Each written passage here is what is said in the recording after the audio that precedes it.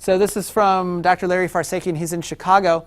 He had some issues with a pretty sharp and double curve to the distal and the facial in the distal root of this lower molar, not able to pass files predictably around that tight anatomy. So he used GuttaCore in this case. You can see that it's long and narrow and tight anatomy here. And he's able to get sealer and or gutta percha to wrap around that curve. I think that's pretty impressive hydraulics, certainly increasing the likelihood for healing and long-term success. This is from Dr. Bill Nudera, also in Chicago. Here we see GuttaCore carriers placed to the apex following a wave 1 instrumentation, and you see 2 final images with a barrier at the orifice level to enhance the coronal seal. Dr. Scott Doyle in Minneapolis, this is a radix entomolaris. So these are very, very difficult to treat in many instances because that root is going very much lingual and wrapping around, big curve, tight anatomy. And that's what GuttaCore is absolutely ideal for. There's no way he'd be able to get a heat source down to the apical third of this root. Physically not possible.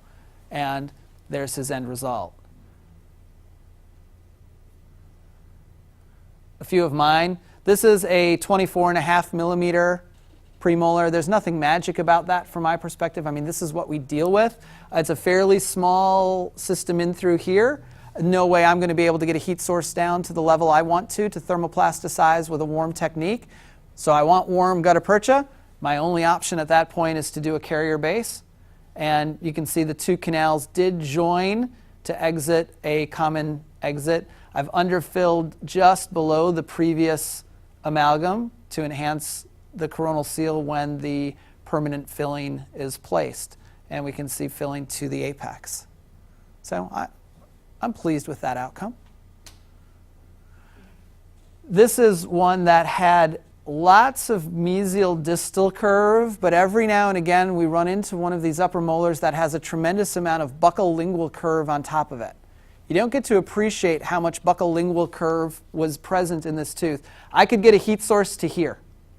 That was it. So right here it's starting to curve this way, but it's also really diving to the lingual. There's no way I'm going to get a heat source down to thermoplasticize at this level. So to me this is an ideal GuttaCore carrier case. Tight anatomy in an upper molar. Same thing. GuttaCore case. The 2 canals did remain separate and distinct in the mesial root. And you can see how narrow that gets in the apical half of the root.